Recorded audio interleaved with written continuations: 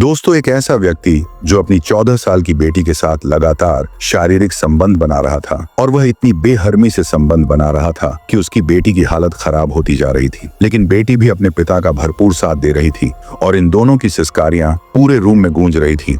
लगभग 1 साल तक इन दोनों का यह कारनामा चलता रहा है, लेकिन 1 साल के बाद इन दोनों के साथ कुछ ऐसा होता है दोस्तों जिसे जानने के बाद आपके रोंगटे खड़े हो जाएंगे, आप भी हैरान हो जाओगे। इसीलिए दोस्तों, वीडियो के अंत तक आप बने रहे और अभी तक आप लोगों ने हमारे चैनल को सब्सक्राइब नहीं किया है तो कर लीजिएगा और वीडियो को लाइक कर दीजिएगा। दरअसल दोस्तों, ये सच्ची घटना गुजरात की है, जहां पर राजेश नाम का एक व्यक्ति अपने परिवार के साथ रहता था और राजेश की शादी भी हो चुकी थी। राजेश के 2 बच्चे भी थे। बड़ा बेटा 8 साल का था और छोटी बेटी 6 साल की थी और राजेश का दूध का कारोबार था और घर पर ही उसका कारोबार था। पैसा अच्छा खासा आता था, किसी तरह की कोई परेशानी नहीं थी। राजेश का अपनी पत्नी के साथ अक्सर झगड़ा होता रहता था। जब वह रात में अपनी पत्नी के साथ संबंध बनाया करता था तो उसकी पत्नी एक ही बार राजेश को संबंध बनाने देती थी, लेकिन जब राजेश दूसरी बार संबंध बनाने की कोशिश करता था तो उसको मना कर देती थी और संबंध बनाने नहीं देती थी। इस बात पर राजेश को बहुत गुस्सा आता था और वो उसकी मारपीट करने लगता था। एक दिन बात इतनी बढ़ जाता है कि उसकी पत्नी राजेश को छोड़कर और अपने दोनों बच्चों को लेकर अपने मायके चली जाती है और राजेश से कहती है कि मैं तुम्हारे साथ एक पल भी नहीं रहना चाहती और मैं तुमसे तलाक ले लूंगी। अब राजेश अकेला हो जाता है और उसका घर पर बिल्कुल मन नहीं लगता था और यही सोचता रहता था कि आखिर क्या किया जाए। लगभग इस तरीके से 6 महीने गुजर जाते हैं। 6 महीने के अंदर राजेश अपनी पत्नी से 2 बार मिलने के लिए जाता है और उसको मनाने की कोशिश करता है और उसको वापस लाने की कोशिश करता है, लेकिन उसकी पत्नी ने उसकी एक बात नहीं मानी और कहती है कि मैं तुम्हारे साथ एक पल भी नहीं रह सकती हूँ, तुम यहाँ से चले जाओ। जब राजेश अपनी पत्नी की यह बात सुनता है और वहाँ से वापस चला जाता है, अब यही सोचने लगता है कि आखिर अब क्या करेगा, क्योंकि वह तो अकेला हो चुका था और जो उसकी शारीरिक जरूरतें थी वो अब कैसे पूरी होगी और घर के काम काज कौन करेगा, यही सोच रहा था। तभी उसके दिमाग में एक आइडिया आता है और अपने दोस्त से कहता है कि वह दूसरी शादी करना चाहता है। उसके लिए कोई ऐसी महिला बताएं जो उससे शादी कर सके। उसके दोस्त ने कहा, मुझे 1 महीने का टाइम दो, मैं कोई ना कोई ऐसी महिला ढूंढ कर बताऊंगा जो तुमसे शादी कर सके। 1 महीने के बाद उसके दोस्त ने एक ऐसी महिला बताई जो विधवा थी, उसके पति की एक्सीडेंट में मौत हो गई थी और उस महिला की एक 12 साल की बेटी थी जो उसी के साथ रहा करती थी। जब उसके दोस्त ने यह कहा कि उसकी एक 12 साल की बेटी है और वह महिला विधवा है और शादी करना चाहती है, तो तुम्हारे लिए यह औरत बिल्कुल परफेक्ट रहेगी, आप इससे शादी कर लो। राजेश को उसकी बात पसंद आ जाती है और वह कहता है कि ठीक है, मैं तैयार हूँ। अब कुछ दोस्त मिलके एक मंदिर में राजेश और उस महिला की शादी करा देते हैं।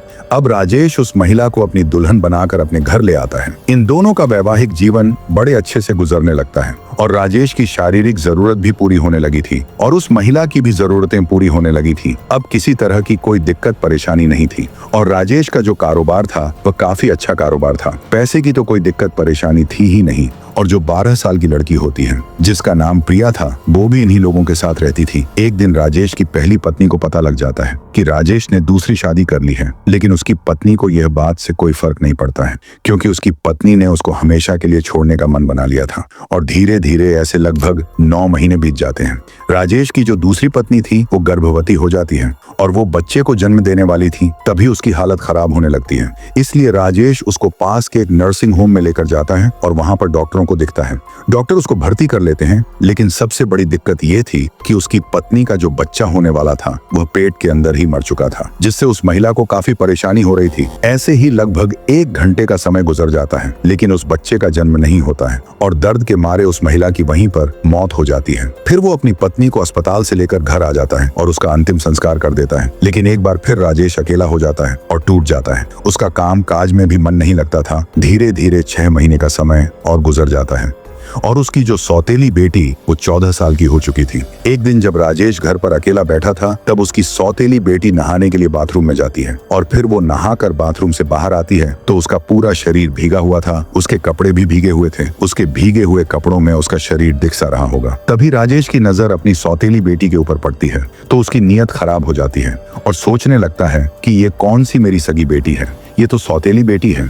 अगर इसके साथ कोई गलत काम करूंगा तो कोई दिक्कत परेशानी नहीं है। अब वो ऐसा यही सोच रहा था। तभी उसके दिमाग में एक खौफनाक आइडिया आया और उसने सोचा क्यों ना इसको पहले गंदी गंदी फिल्में दिखाई जाएं, जिससे इसको उसकी लत लग जाए, फिर उसके साथ आसानी से संबंध बना लूंगा। फिर एक दिन वो बैठा हुआ था, तभी उसने अपनी सौतेली बेटी को बुलाया और अपने पास बिठाकर मोबाइल में गंदी गंदी फिल्में चलाने लगता है, मतलब वो वाली वीडियो दिखाने लगता है। उसकी सौतेली बेटी ये सब देखकर गुस्सा होने लगती है और बोलती है, पापा आप ये क्या देख रहे हो और मुझे क्यों दिखा रहे हैं, आप बहुत गंदे हो। फिर राजेश बोलता है, नहीं बेटा तुम गुस्सा मत करो, ये सब तो अच्छी चीज है और आगे चलकर आपको ये देखकर बहुत अच्छा लगने लगेगा और इससे आपको बहुत कुछ सीखने को मिलेगा। इतना सुनने के बाद वो अपने पापा की बात मान लेती है और वो भी वीडियो देखने लगती है। वीडियो देखते देखते वो उत्तेजित हो जाती है, राजेश भी उत्तेजित हो जाता है और राजेश सोचने लगता है कि अभी कुछ नहीं करूंगा इसके साथ, नहीं तो गड़बड़ हो जाएगी।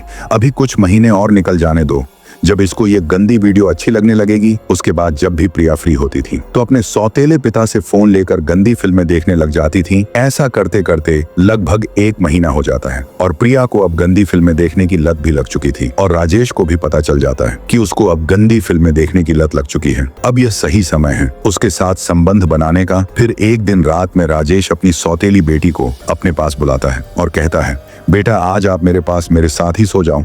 प्रिया अपने सौतेले पिता के साथ लेट जाती है और दोनों गंदी फिल्में देखने लगते हैं। उसके बाद प्रिया उत्तेजित होने लगती है, राजेश भी उत्तेजित होने लगता है।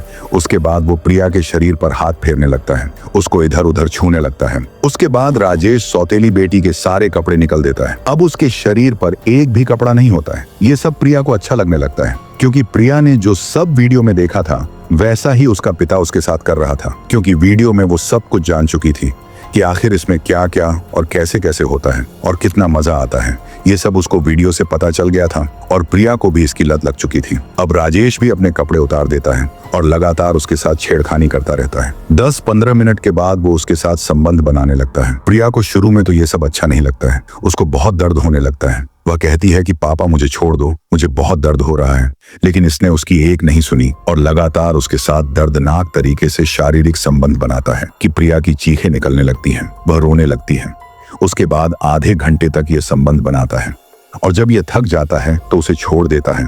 उसके बाद वहीं पर ये दोनों सो जाते हैं। फिर अगला दिन होता है, राजेश अपनी सौतेली बेटी को फिर से अपने पास बुलाता है, फिर से उसको गंदी फिल्म दिखाता है और फिर से उसके साथ संबंध बनाने लगता है। लेकिन आज जब राजेश उसके साथ संबंध बना रहा था तो प्रिया को भी अच्छा लगने लगता है, उसको भी मजे आने लगते हैं और वो भी अपने पिता का भरपूर सपोर्ट करने लगती है।